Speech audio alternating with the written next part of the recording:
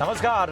ET now स्वदेश की खास पेशकश कल की तैयारी में आपका स्वागत है। मैं हूं आपके साथ प्रशांत पांडे। जो दर्शक हमारे साथ अभी जुड़े हैं, जरा उनकी जानकारी के लिए इस शो का फॉर्मेट बता दूं तो ये शो दरअसल आप दर्शकों का शो है, यानी इस शो में बात होती है आपकी। लेकिन आज के शो में क्या होगा खास, जरा उस पर निगाह डाल लेते हैं। तो आज बाजार दिन के ऊपरी स्तरों से फिसला, क्या है वजह जानेंगे। दर्शकों के सवाल जवाब का सिलसिला होगा, क्या खरीदें क्या बेचें, और इसके साथ ही बाजार में कमाई का वीआईपी सेगमेंट भी आपके हम सामने रखेंगे।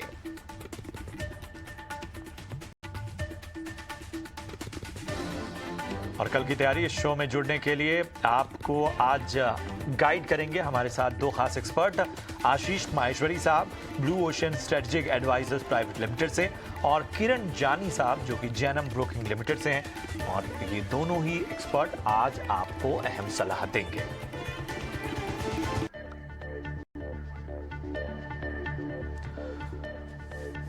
और चलिए अब बात बाजार में हुए एक्शन की सबसे पहले कर लेते हैं। आखिरी घंटे में बाजार ने अपनी तेजी गंवाई और बाजार दिन के ऊपरी स्तरों से फिसल गया। निफ्टी की बात करें तो मामूली बढ़त के साथ 17,620 के लेवल पर बंद हुआ। निफ्टी बैंक दिन की ऊंचाई से 300 अंक लुढ़का। बाजार को रियल्टी, ऑटो और आईटी शेयरों से आज साथ मिला। और बाजार जो है वो जिस तरह का आज मूड रहा, उस पर हम खास जो है राय लेंगे अपने दोनों ही खास एक्सपर्ट से। चलते हैं सीधे उनके पास। आशीष जी और किरण, आप दोनों का बहुत बहुत स्वागत। आशीष जी, सबसे पहले मैं आपके पास आना चाहूंगा, जरा बताएं आज बाजार को देखकर किस तरह का, एक तरह से हम उतार चढ़ाव भरा बाजार तो देख रहे हैं, लेकिन कुछ सेक्टर लगातार भाग रहे हैं, लेकिन कहीं कहीं दबाव भी हमें नजर आ रहा है। मार्केट ग्रीन टेरिटरी में बंद हुआ है, वो काफी पॉजिटिव है। मुझे लगता है जो मार्च में एक बाजार में एक निराशा का माहौल बन गया था, वो अब खत्म हो गया है। सबसे अच्छी बात तो बाजारों के लिए है। जरूर थोड़ा ऊपर के लेवल से मुनाफा वसूली आई है, बट मेरा मानना है 5-6 दिन से बाजार में यदि वन वे रैली है तो थोड़ा मुनाफा वसूली हेल्दी साइन है।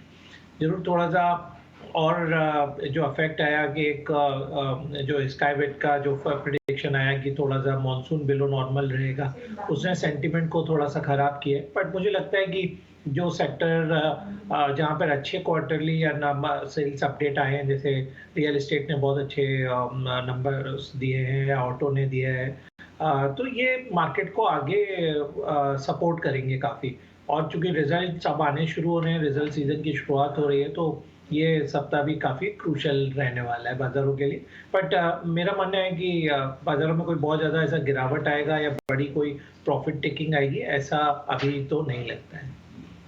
तो बाजार में जो है वो बहुत बड़ी जो प्रॉफिट टेकिंग है वो फिलहाल नज़र नहीं आ रही है। और बहुत वो जो एक डिप्रेसिंग साइड था, वो जो एक डिप्रेसिंग वक्त था, उससे बाजार निकल चुका है। किरण जी, आप बताएं, आप फिलहाल मार्केट को किस तरह से मॉनिटर कर रहे हैं, रीड कर रहे हैं, किस तरह की टाइमिंग जोन में है फिलहाल बाजार? Good evening everyone. So overall Nifty और बैंक निफ्टी दोनों की अगर हम बात करें तो एक फॉलिंग ट्रेंड लाइन रेजिस्टेंस है। साथ ही साथ अगर आप डेली चार्ट के ऊपर देखोगे तो क्लियरली दोनों इंडाइसेस अपने कहीं ना कहीं एक जो गैप क्रिएट हुआ था, उस गैप रेजिस्टेंस के आसपास ट्रेड कर रहा है। लास्ट ट्रेडिंग आवर्स में हमने देखा था कि बैंक निफ्टी में एक तरह का नेगेटिवनेस हमने देखा था, और जिस तरह से 41,000 के कॉल राइटर्स मार्केट में एक हैवी प्रेशर क्रिएट कर रहे थे, आज हमने देखा कि जैसे ही सुबह 9:30 के आसपास मार्केट ने 41,000 ब्रेक किया और उसके बाद कंटिन्यूसली मार्केट एक प्रेशर के अंदर रहा और 40,800 के आसपास की सेटलमेंट आई बैंक निफ्टी के अंदर। निफ्टी की अगर मैं बात करूं तो डेली चार्ट के ऊपर वहां पे भी क्लियरली एक बेरिश हार्मोनिक पैटर्न हमें देखने को मिल रहा है। और जिस तरह से मैंने गैप की बात की, तो जब तक 17,700 के ऊपर अब मार्केट नहीं जाता है, तब तक मेरे हिसाब से यहाँ पे एटलीस्ट एक बार प्रॉफिट बुक आप कर लीजिए। 17,500 would be the massive support. अगर जब तक वो ब्रेक नहीं होता है, तब तक एक रेंज के अंदर रहेगा मार्केट। नीचे में 17,500, ऊपर में 17,700, ये 200 पॉइंट की रेंज के अंदर मार्केट घूम रहा है। आइदर साइड जब ब्रेकआउट है तो ब्रेकडाउन आएगा। अगर मार्केट 17,700 क्रॉस कर लेता है तो फिर ये रैली कंटिन्यू रह सकती है। अगर मार्केट नीचे में 17,500 ब्रेक करता है तो चांसेस है हम फर्दर वहां से एक प्रॉफिट बुकिंग है तो डाउनफॉल देख सकते हैं। तो एज ऑफ नाउ मेरे हिसाब से आप स्टॉक स्पेसिफिक जाइए, निफ्टी की अगर मैं बात करूं तो 17,700 17,500 इस रेंज के अंदर है। तो इस रेंज की आप गैप अप या तो कोई गैप डाउन हो तो उसको चेज मत कीजिए। अगर कोई फॉल आता है तो 17,500 का एक स्टिक स्टॉप लॉस लेके आप एक्यूमुलेट कीजिए 17,550 500 के आसपास। और अगर कोई राइज आता है ऊपर 17,700 के आसपास तो थोड़ा प्रॉफिट बुक करके मार्केट में साइड लाइन हो जाइए। सिमिलर बैंक निफ्टी में जब तक अब 41,000 के ऊपर मार्केट नहीं जाती है तब तक मेरे हिसाब से थोड़ा साइड लाइन रहिए।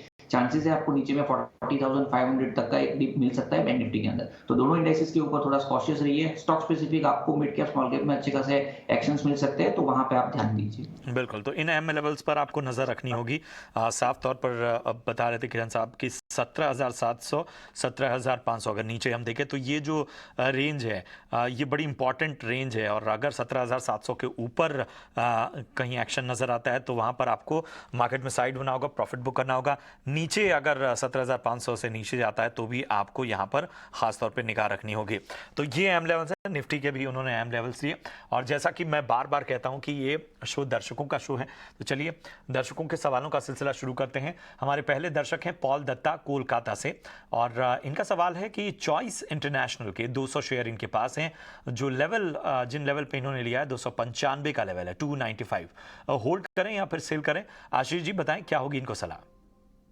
जी, फंडामेंटली तो अच्छी कंपनी है, और जैसा ब्रोकरेजेस के स्टॉक में हमने over period of time consolidation के बाद से दोबारा से एक्शन आता हुआ देखा है, तो मुझे लगता है कि स्टॉक में बने रहना चाहिए। और इस क्वार्टर में भी मेरा मानना है कि ब्रोकिंग कंपनियां अच्छे नतीजे पेश करेंगी, और चॉइस इंटरनेशनल में बहुत ज़्यादा फ्लोटिंग स्टॉक भी नहीं है और काफ़ी एक नैरो रेंज में स्टॉक ट्रेड कर रहा है, तो इस स्टॉक को में बने रहने की सलाह रहेगी। स्टॉक में आपको बने रहने की सलाह दी जा रही है। और अगले जो हमारे दर्शक हैं उनका नाम है पूनम, हिमाचल प्रदेश से उन्होंने अपना सवाल हम तक पहुंचाया है, और इनका सवाल है TTK, एक बार फिर मैं दोहरा दूं, TTK हेल्थ केयर के 66 शेयर्स इनके पास हैं, 1385 के भाव पर इन्होंने ले रखा है, होल्ड करें या फिर सेल करें? किरण जी क्या होगी इनको सलाह?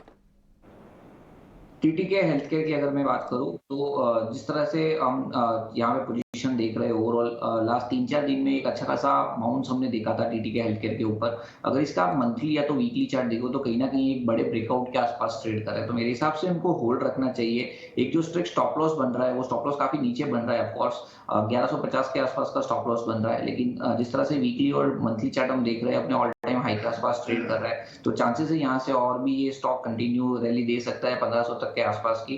तो मेरे हिसाब से होल्ड रखना चाहिए। अगर वो लॉन्ग टर्म इन्वेस्टर है तो कोई भी डिप आता है अगर 1200 से 1150 तक के बीच में, तो वहां पे एक्यूमुलेट भी आप फ्रेश कर सकते हो। जो भी व्यूअर्स देख रहे हैं 18 हाउस स्वदेश, वो भी लोग ध्यान रखें कि अगर कोई भी डिप आता है 1150-1200 के बीच में तो आप एक्यूमुलेट कीजिए। ओवरऑल स्टॉप लॉस जो रखना है वो 1150 के नीचे का रखना है, और जिस तरह के चार्ट पैटर्न है देर आर चांसेस कि हम 1500 तक की रैली टीटीके हेल्थ केयर में आने वाले एक आध महीने में देख सकते हैं। बिल्कुल, तो अहम लेवल्स हैं, जरा एक बार मैं दोहरा दूं आपके लिए। 1150 का यहाँ पर स्टॉप लॉस लगाना है, और 1150 से 1200 की जो रेंज है यहाँ पर आपको निगाह रखनी है। और अगर ऊपर के लेवल्स पर देखें तो 1500 तक की रैली आने वाले वक्त में नज़र आ सकती है। 1150 से 1200 का जो रेंज है यहाँ पर जो हमारे दर्शक हैं, जो आम इन्वेस्टर्स हैं, उनके लिए भी है ये एक बाय ऑन डिप्स की सलाह है कि अगर ये इस रेंज में कहीं आपको मिलता है ये स्टॉक तो आप ले सकते हैं। चलिए, हरविंदर सिंह है उत्तराखंड से, और इनका सवाल है हिंदुस्तान जिंक के 25 शेयर इनके पास हैं 328 के भाव पे, होल्ड करें या फिर सेल करें? अच्छे रिटर्न के लिए अगर एक समय सीमा हो तो वो कितनी हो सकती है, कितना इंतजार इनको करना पड़ेगा? आशीष जी कोई खास सलाह है? मेरी सलाह इनफैक्ट स्टॉक में बनी की रहेगी। आपने अभी स्टॉक खरीदा है, थोड़ा सा ये स्टॉक नीचे, क्योंकि थोड़ा सा मेटल सेक्टर में बाजार के साथ में जो राइज आना था वो अभी आया नहीं है, क्योंकि थोड़ा सा प्राइसिंग पे प्रेशर बना हुआ है। पर चूंकि अच्छा डिविडेंड हिंदुस्तान जिंक और VDL दोनों ही देते हैं, तो मेरी सलाह रहेगी कि आप इस स्टॉक में बने रहें। ये रेट तो जैसे ही थोड़ा सा बाजार में इम्प्रूवमेंट आया ये वापस आ जाएगा, बट लंबी अवधि के भी जो निवेशक है उनको मेरी सलाह रहेगी स्टॉक में बने रहें, आपको काफ़ी अच्छी डिविडेंड डील यहाँ पे मिलती रहेगी। तो यहाँ हिंदुस्तान जिंक में बने रहने की सलाह, और लंबी अवधि के जो निवेशक हैं उन्हें भी स्टॉक में बने रहने की सलाह आशीष जी की ओर से आती हुई। चलिए, अखिल कुमार हैं, और इनका सवाल है आदित्य बिरला फैशन के 30 शेयर इनके पास मौजूद हैं। 215 के भाव पे इन्होंने लिए हुए हैं। लॉन्ग टर्म के लिए नजरिया चाहते हैं। किरण जी बताएं क्या होगी इनको एडवाइस।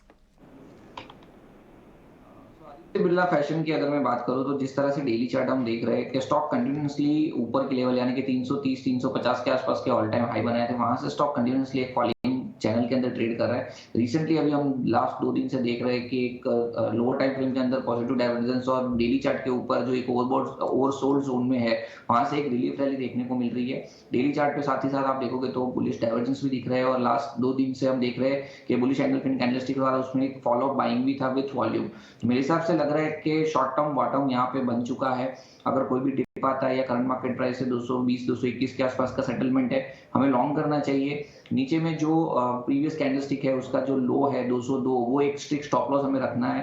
तो 202 का आप स्टॉप लॉस रखिए, कोई भी डिप आए या करंट मार्केट प्राइस से आप लॉन्ग करके जाइए। जिस तरह के चार्ट पैटर्न है इमीडिएट लेवल पे हम 240 जहाँ पे उसके 50 डेज मूविंग एवरेज का रेजिस्टेंस है वहां पे हम टारगेट देख रहे हैं और अगर 240 के ऊपर ये स्टॉक सस्टेन हो जाता है तो 200 दिन का जो मूविंग एवरेज है 281 वहां तक ये स्टॉक जा सकता है। तो मेरे हिसाब से लॉन्ग करना चाहिए 202 का strict stop loss current market price से।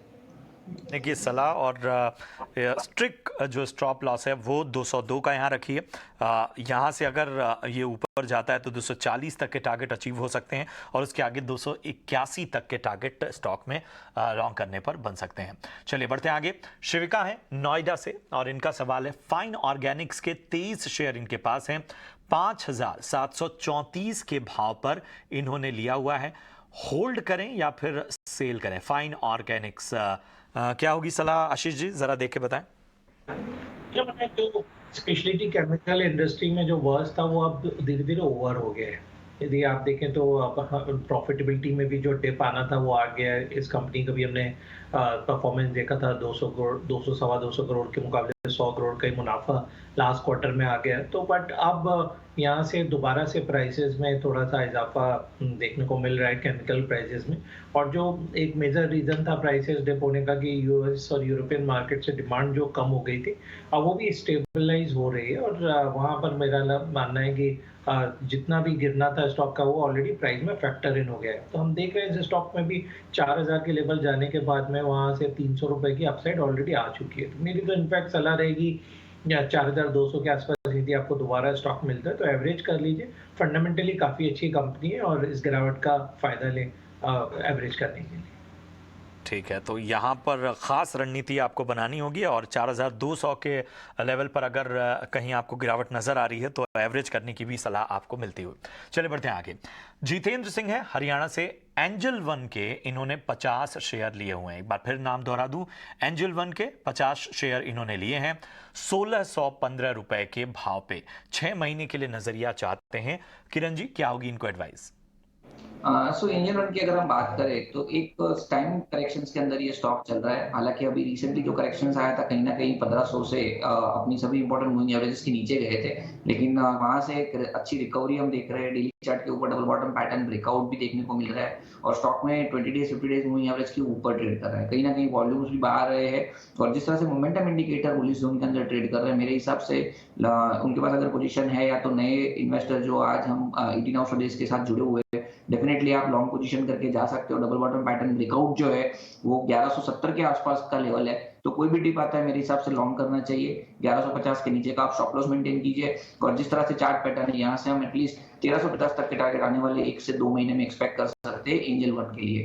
तो डेफिनेटली पोजीशन होल्ड कीजिए, कोई भी डिप आता है लॉन्ग कीजिए। 1150 का स्टॉप लॉस। ठीक है, 1150 का स्टॉप लॉस होल्ड करने की सलाह और इसमें कोई भी डिप आती है तो वहां पर भी आपको नज़र बनाए रखनी होगी।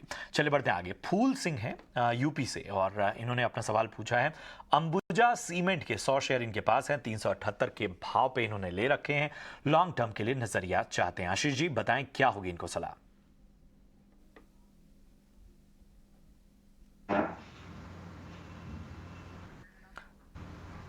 आशीष जी आप तक आवाज पहुंच रही है? लगता है कुछ तकनीकी खामी है। मैं ठीक है एक बार फिर से आशीष जी हमारे साथ जुड़ चुके हैं। आशीष जी, अंबुजा सीमेंट के फूल सिंह ने 100 शेयर लिए हैं 378 के भाव पे और आगे के लिए नजरिया चाहते हैं। देखिए सीमेंट सेक्टर ओवरऑल अच्छा सेक्टर रहेगा और ये पूरे साल में काफ़ी अच्छे नंबर चाहे अंबुजा हो, एसीसी हो या दूसरी कंपनियों के आएँगे। पर मुझे लगता है अभी भी जो एक अडानी ग्रुप के स्टॉक होने के कारण से जो इन स्टॉक्स पे प्रेशर बना हुआ है और जो वोलेटिलिटी बनी हुई है उसको देखते हुए मेरी सलाह रहेगी कि तो इसमें से आप निकल जाएँ और दूसरे जो सीमेंट के अच्छे प्लेयर हैं वहाँ पर निवेश करें। तो मेरा मानना रहेगा कि ग्रेसिम और अल्ट्राटेक सीमेंट इन दोनों में से ही आप किसी भी स्टॉक को पिक कर सकते हैं और वहाँ निवेश कर दें। अंबुजा, एसीसी टाइमिंग के लिए अभी अवॉइड करने की सलाह रहेगी। ठीक है, तो यहाँ आपको खास सलाह मिलती हुई और बढ़ते हैं आगे। हमारे अगले दर्शक हैं, प्रशांत नाम है, पश्चिम बंगाल से हैं और इनका सवाल है टेगा इंडस्ट्रीज के 6600 शेयर इन्होंने ले रखे हैं 464 रुपए से थोड़े ऊपर के भाव पे। होल्ड करें या फिर सेल करें? किरण जी, क्या होगी इनको सलाह? सो टेगा इंडस्ट्री का अगर हम डेली चार्ट देखेंगे तो जैसे ही आईपीओ आया था, आईपीओ के बाद ये स्टॉक कंटिन्यूअसली एक फॉलिंग चैनल के अंदर ट्रेड कर रहा था। जो अपस्विंग हमने देखी है वो जुलाई 2022 से हम कंटिन्यूसली देख रहे थे। स्टॉक प्राइस कहीं ना कहीं 504 के आसपास का जो ब्रेकआउट था, वहां से आज स्टॉक 688 के आसपास है। काफी अच्छा उनको मुनाफा हो रहा है और अगर डेली चार्ट देखें तो वहां पे भी असेंडिंग ट्रायंगल पैटर्न ब्रेकआउट मेरे हिसाब से होल्ड है अभी तक। और जिस तरह से सभी इंपॉर्टेंट मूविंग एवरेजेस के ऊपर ट्रेड कर रहे हैं, मेरी सलाह रहेगी कि वो होल्ड करे। नीचे में एक स्ट्रिक्ट स्टॉप लॉस जो उनको लगाना है वो 650 का लगाना है। 650 अगर आता है तो एक बार के लिए एटलीस्ट आप अपना प्रॉफिट बुक करके साइडलाइन हो जाइए। चांसेस है कि 650 टूटते ही आप वहां पे एक अच्छा खासा करेक्शंस देख सकते हो, जहां पे 590 से 550 तक आ सकता है स्टॉक। और अभी जिस तरह का इनहेरेंट स्ट्रेंथ देख रहे हैं तो मेरे हिसाब से थोड़ा यहाँ रिस्क लेना बनता है। तो वापस रिपीट करता हूँ, 650 का स्ट्रिक्ट स्टॉप लॉस, आप होल्ड कीजिए पोजीशन। ऊपर में कहीं ना कहीं 720 750 के आसपास आए तो वहां पे आप एक बार के थोड़ा प्रॉफिट बुक करके साइडलाइन हो सकते हैं। तो रिपीट करूं, 650 के स्टॉप लॉस से आप होल्ड कर सकते हैं, टारगेट 750। का स्टॉप लॉस। और अगर यहाँ पर आपको लेवल दिख रहे हैं तो आप प्रॉफिट बुक कर सकते हैं, क्योंकि यहाँ से करेक्शन होने की उम्मीद ज़्यादा है। ऊपर के लेवल पर अगर अच्छी रैली नज़र आती है तो 720 से 750 तक यहाँ पर आपको रैली दिख सकती है और यहाँ पर भी आप प्रॉफिट बुक करके इसमें मुनाफा कमा सकते हैं। बढ़ते हैं आगे। आमोद है नोएडा से, यूपी से। सोलर इंडस्ट्रीज के 45 शेयर इनके पास हैं, 4103 के भाव पे इन्होंने लिए हैं। होल्ड करें या फिर सेल करें? फिलहाल घाटे में चल रहे हैं। आशीष जी बताएं, क्या होगी इनको सलाह? देखिए, कंपनी में परफॉर्मेंस वाइज कहीं कोई इशू नहीं है। हर क्वार्टर में हमने देखा कि उनके जो नंबर्स आ रहे हैं वो रिकॉर्ड प्रॉफिट आ रहा है कंपनी का। सिर्फ थोड़ा सा इशू ये है कि वैल्यूएशन थोड़े से स्ट्रेच थे और जिसके कारण से थोड़ा सा प्रॉफिट टेकिंग यहाँ पे आ रहा है। फिर भी मैं देखता हूँ जो पीक लेवल से है कोई बहुत ज़्यादा सेल ऑफ अभी भी नहीं है। तो मेरी सलाह रहेगी कि फंडामेंटली काफ़ी अच्छी कंपनी है और थोड़ा सा और इंतजार करें। 3500-3600 के बीच में स्टॉक यदि मिलता है तो स्टॉक को आप और ऐड कर लीजिए पोर्टफोलियो में। आगे जाके बिल्कुल आपको अच्छे प्राइस पर यहाँ एग्जिट हो सकता है। तो एवरेज करने की सलाह रहेगी इस स्टॉक में। तो यहाँ पर एवरेज करने की सलाह स्टॉक में, और ख़ास तरह से जिन जिन लेवल्स पर आपको ध्यान देना है वो भी आपके सामने होते हुए। बढ़ते आगे। अगले दर्शक हैं ऋषभ खेतान हैं उत्तर प्रदेश से और ऋषभ का सवाल है एप्टेक लिमिटेड के 24 शेयर इन्होंने ले रखे हैं और 337 रुपए के भाव पे। होल्ड करें या फिर सेल करें? देखें किरण जी, क्या होगी इनको सलाह? सो एप्टेक लिमिटेड की बात करें तो रिसेंटली एक ब्रेकआउट लेवल के आसपास ट्रेड कर रहे हैं। एक बड़ा सा inverted head and shoulder pattern हम डेली चार्ट पे देख रहे हैं। 390 का ब्रेकआउट था। लास्ट 3 दिन से हम देख रहे हैं कि एवरेज 20 डेज वॉल्यूम के ऊपर इसमें वॉल्यूम हो रहा है। जिस तरह से मोमेंटम इंडिकेटर एक ओवरबॉट जोन के अंदर है तो चांसेस है थोड़ा बहुत करेक्शन आ सकता है नीचे 390 380 तक, लेकिन ओवरऑल चार्ट पैटर्न काफी स्ट्रॉन्ग है। तो मेरे हिसाब से उनको होल्ड रखना चाहिए। जो स्टॉप लॉस बन रहा है वो 370 के नीचे का बन रहा है। 370 का स्टॉप लॉस मेंटेन कीजिए। और जिस तरह से डेली चार्ट हम देख रहे हैं ऑल टाइम हाई के आसपास, सॉरी वीकली और मंथली चार्ट देख रहे हैं ऑल टाइम हाई के आसपास ट्रेड कर रहा है। तो अगर नीचे में इस बार 370 का लेवल होल्ड करता है ये स्टॉक तो चांसेस है आप यहाँ पे 550 तक के भी रैली देख सकते हो। तो अगर आपका हॉराइजन 3 से 6 महीने का है तो डेफिनेटली 370 के स्टॉप लॉस के साथ एप्टेक होल्ड रखना चाहिए। 370 के स्टॉप लॉस के साथ 3 से 6 महीने का नजरिया और यहाँ पर आपको बेहतर रैली नजर आ सकती है। चलिए बढ़ते हैं आगे। अंशिका कुमारी है आसनसोल से। पॉलीप्लेक्स के 10 शेयर इन्होंने ले रखे हैं 1750 के भाव पर। होल्ड करें या फिर सेल करें? आशीष जी, क्या होगी सलाह? सलाह रहेगी इसको कि आप एवरेज कर लीजिए, क्योंकि इस स्टॉक में भी हमने देखा कि ऑलमोस्ट 2800 जाके स्टॉक के लेवल 1100 तक आया और उसके बाद अब स्टॉक कंसोलिडेट हो रहा है।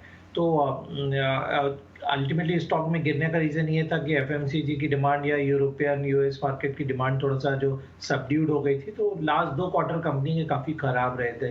बट मेरा अभी सलाह रहेगी कि स्टॉक में इस लेवल पे काफ़ी वैल्यू है। दोबारा से जो पैकेजिंग और एफएमसीजी सेक्टर में हमने ट्रैक्शन आता देखा है, तो 1250 का लेवल एक अच्छा लेवल रहेगा स्टॉक को बाय करने का। मेरा मानना है करीब 1500 रुपए, 15 साढ़े 1500 का लेवल अगले 3 से 6 महीने के बीच में यहाँ आ सकते हैं। बिल्कुल बिल्कुल। तो यहाँ पर आपको खास रणनीति बनाने की सलाह। और बढ़ते आगे, पुनीत जोशी हैं जयपुर से। आईडीएफसी फर्स्ट बैंक के 600 शेयर इनके पास हैं, 48 के भाव पे लॉन्ग टर्म के लिए नजरिया चाहते हैं। किरण जी बताएं क्या होगी इनको सलाह। सो आईडीएफसी फर्स्ट बैंक की अगर हम बात करें तो रिसेंटली जिस तरह से हम देख रहे हैं कि 31 वाला स्टॉक 54 के आसपास ट्रेड कर रहा है। अगर आप इसका वीकली और मंथली चार्ट देखोगे तो कहीं ना कहीं अब एक टाइम करेक्शन जोन के अंदर है। मेरे हिसाब से उनको होल्ड रखना चाहिए अगर उनका लंबे नजरिए का सलाह है। अगर लंबे नजरिए के लिए वो देख रहे हैं 50-52 एक स्ट्रॉन्ग सपोर्ट है। जब तक वो तोड़ता नहीं है तब तक शॉर्ट टर्म के लिए एक अच्छा कैंडिडेट है। साथ ही साथ अगर आप लॉन्ग टर्म देखोगे तो लॉन्ग टर्म में भी 40-45 के आसपास एक बेस सपोर्ट बनाया था स्टॉक ने, उसके बाद एक शार्प रैली हमने देखी थी। सो मल्टीपल सपोर्ट हम देख रहे हैं। पहला सपोर्ट हमारा रहेगा 50 का, दूसरा सपोर्ट 45 का, और ओवरऑल जिस तरह का चार्ट पैटर्न है ऊपर में 63 और 63 का लेवल जैसे ही क्रॉस होता है तो एक फॉलिंग ट्रेंड लाइन ब्रेकआउट हम वीकली या तो मंथली चार्ट पे देखेंगे। और 63 के ऊपर डेफिनेटली इसमें हम 75 से 80 तक की एक रैली देख सकते हैं। तो ओवरऑल चार्ट सेटअप स्ट्रॉन्ग है। अगर वो लंबे समय के लिए होल्ड करना चाहते हैं तो डेफिनेटली 45 के नीचे का स्टॉप लॉस रख के होल्ड कर सकते हैं। एनईटी ऐसा टारगेट आप फॉलो कर सकते हैं। बस यहाँ पर भी आपको एक स्ट्रेटजी बनानी होगी और इन लेवल्स पर नजर रखनी होगी। एचएस घोत्रा है चंडीगढ़ से और इनका सवाल है वोल्टास के 20 शेयर इनके पास हैं, 852 के लेवल पर इन्होंने लिए हैं। 1 साल के लिए क्या होल्ड किया जा सकता है? आशीष जी क्या होगी सलाह? जी, मेरी सलाह तो इनफैक्ट वोल्टास में बने रहने की रहेगी, क्योंकि जिस हिसाब से अभी इस बार उम्मीद की जा रही है कि गर्मी का सीजन काफ़ी एक्सटेंड रहेगा या गर्मी काफ़ी पड़ने वाली है, तो उसके कारण से Voltas, blue star, PG Electroplast जैसे स्टॉक अच्छा परफॉर्म करेंगे। तो और इस स्टॉक में हमने पीक लेवल से काफ़ी ऑलरेडी गिरावट देख ली है, तो काफ़ी वैल्यू है अभी इस स्टॉक में इस लेवल पे। और इनफैक्ट 800 रुपए के आसपास इस स्टॉक पे नई बाइंग की भी सलाह रहेगी। यहाँ पर खास लेवल्स पर नजर रखे रहिए। चलिए सवालों का सिलसिला हमें यहीं रोकना होगा और कल जो है वो बाजार के लिए अहम ट्रिगर्स क्या हैं, हमारी सहयोगी वामाक्षी उसका पूरा ब्यौरा दे रही हैं। जी बिल्कुल, शुरुआत करते हैं हम कुछ इंपॉर्टेंट ग्लोबल क्यूज के साथ। तो हमारी नज़र होगी चाइना के सीपीआई और पीपीआई डेटा पर। इसी के साथ कल हमारी नज़र होगी यूरोजोन के रिटेल सेल्स पर भी। अगर हम बात करें इंडियन मार्केट्स की तो डेल्टा कॉर्प ये दिग्गज कंपनी अपने कल नंबर्स पेश करने वाले हैं चौथे तिमाही के लिए, और इसी के चलते ये स्टॉक हमारे रेडार पर ज़रूर रहेगा। इसके अलावा कॉर्पोरेट फ्रंट पर भी हम देख रहे हैं काफ़ी एक्शन हो रहा है। वरुण बेवरेजेस फोकस में रहेगा क्योंकि कल आखिरी दिन है ये स्टॉक को खरीदने का अगर आपको डिविडेंड के लिए एलिजिबल होना है। शॉफलर इंडिया की कल एक्स डिविडेंड डेट है और इसी के चलते ये स्टॉक भी हमारे रेडार पर रहेगा। और आखिर में एक इंपॉर्टेंट इवेंट जो होने जा रहा है, आईएमएफ का वर्ल्ड इकोनॉमिक आउटलुक कल रिलीज होगा और इस पर भी हमारी नज़र बनी रहेगी। तो ये थे सारे इंपॉर्टेंट इवेंट्स और ट्रिगर्स जो आपके रेडार पर होने चाहिए कल की ट्रेडिंग सेशन के लिए। बहुत बहुत शुक्रिया करेंगे वामाक्षी तमाम ट्रिगर्स के बारे में जानकारी देने के लिए। और चलिए अब आपका फेवरेट सेगमेंट जिसका नाम है कमाई का वीआईपी सेगमेंट।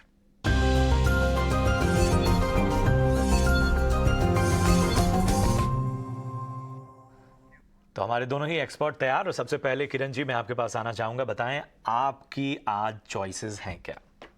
सो हमारी तरफ से 2 कॉल रहेंगे, दोनों बाई कर के रहेंगे। जैसे हमने बताया कि इंडेक्स स्पेसिफिक हमें लग रहा है कि स्टॉक मार्केट थोड़ा हमें डाइसी लग रहा है या तो थोड़ा प्रॉफिट बुकिंग आ सकता है, लेकिन जिस तरह से हम स्टॉक स्पेसिफिक देख रहे हैं हमें तेजी लग रही है। तो पहला स्टॉक है जेंसर टेक्नोलॉजी। अगर आप देखोगे तो काफी एक बड़े प्रॉफिट बुकिंग के बाद स्टॉक के अंदर डेली चार्ट के ऊपर एक बड़ा सा राउंडिंग बॉटम पैटर्न और उसके बाद भी एक कंसोलिडेशन फेज, फॉलिंग चैनल और वापस वहां से ब्रेकआउट। तो मल्टीपल बुलिश पैटर्न, एक बड़ा सा राउंडिंग बॉटम पैटर्न, साथ ही साथ cup and handle pattern. Stock अपनी 50 डेज 20 डेज मूविंग एवरेज इसके ऊपर ट्रेड कर रहा है। मोमेंटम इंडिकेटर में भी हम देख रहे हैं कि वहां से एक बुलिश स्टेज हमें देखने को मिल रही है। तो 286 के आसपास का जेंसर टेक्नोलॉजी का क्लोजिंग था।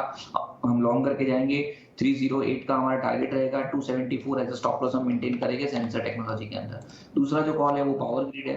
पावर ग्रिड भी अगर हम देखें तो डेली चार्ट के ऊपर एक बड़ा सा रेक्टेंगल पैटर्न है, वहां से ब्रेकआउट देखने को मिला है। स्टॉक ने मल्टीपल टाइम अपने 20 डेज मूविंग एवरेज और प्रीवियस ब्रेकआउट 220 का लेवल है उसको रिटेस्ट किया है। वहां से स्टॉक वापस एक अपसाइड स्विंग के अंदर ट्रेड कर रहा है। 229 के आसपास का क्लोजिंग है, हम लॉन्ग करके जाएंगे। 235 हमारा टारगेट रहेगा and 224.50 as a stop loss हम पावर ग्रिड में मेंटेन करेंगे। So sensor technology and power grid दोनों हमारे बाय कॉल रहेंगे। ठीक है, तो जेंसर टेक्नोलॉजीज और पावर ग्रिड यहाँ पर आपको नजर रखनी होगी। किरण जी ने तमाम लेवल्स भी आपको बताए हैं। और चलिए आशीष जी बताइए, आज आपके जो हैं वो वीआईपी शेयर्स कौन होंगे? एक मिड कैप और एक लार्ज कैप स्टॉक मैंने आइडेंटिफाई किया है। पहले मिड कैप की बात करता हूँ, तो मिड कैप जो मेरा पिक रहेगा वो है पराग मिल्क फूड लिमिटेड। 83 रुपीज़ के पास ये स्टॉक ट्रेड कर रहा है, तो स्टॉक को बाय करने की सलाह है। दो चीज़ें हो रही हैं स्टॉक में जो पॉजिटिव है। पहली बात तो ये कि जो मिल्क के प्राइसेस हैं उसमें एक्सपोनेंशियल राइज में एक्सपेक्ट कर रहा हूँ आगे आने वाले समय में, क्योंकि इस बार एक डिसीज़ के चलते हुए करीब 2 लाख कैटल की अनफॉर्चुनेट डेथ हो गई थी, तो जिसके कारण से मिल्क के प्राइसेस आप देख रहे हैं करीब 15% पिछले कुछ महीनों में बढ़ गए हैं, तो जिसका बेनिफिट पराग मिल्क को मिलेगा। 10 रुपये का पेड अप स्टॉक है, अभी भी 83 रुपये वैल्यू है। और लास्ट ईयर जो उन्होंने कोविड के कारण से लॉस राइट ऑफ किया था, उसके बाद टर्न अराउंड स्टोरी बन चुकी है। तो पहला पिक मेरा पराग मिल्क फूड रहेगा। और जहाँ तक लार्ज कैप की बात है तो मेरा पिक रहेगा लार्सन एंड टुब्रो। मेरा मानना है इस स्टॉक की काफ़ी री रेटिंग अभी भी होने बाकी है, क्योंकि आप देखें तो लास्ट क्वार्टर में जो उनका ऑर्डर इनफ्लो था करीब 50,000 करोड़ से ज़्यादा के नए ऑर्डर्स थे, और लास्ट मंथ में अकेला करीब 32,000 करोड़ के ऑर्डर्स का इनफ्लो आया है। तो ये शो करता है ऑलमोस्ट 1.5 से 2.25 लाख करोड़ के उनके पास में एग्जीक्यूटेबल ऑर्डर बुक की विजिबिलिटी बिल्कुल क्लियर है, जिसमें मार्जिन्स भी अच्छे हैं। तो मेरी सलाह रहेगी इस स्टॉक में बिल्कुल बाय करने के लिए, क्योंकि जो इंफ्रास्ट्रक्चर, रियल एस्टेट और जो कैपेक्स का बिल्कुल एक प्रॉक्सी प्ले है लार्सन एंड टुब्रो, और इस लेवल पे भी बाय की सलाह है। तो यहाँ पर आशीष जी की ओर से पराग और L&T दो चॉइसेस आती हुई। बहुत बहुत शुक्रिया करेंगे आशीष जी। इसके साथ ही किरण जी आपका भी बहुत बहुत धन्यवाद शो में जुड़ने के लिए, खास सलाह के लिए। फिलहाल कल की तैयारी की पूरी टीम को दीजिए इजाजत। आप देखते रहिए ET Now स्वदेश। नमस्कार।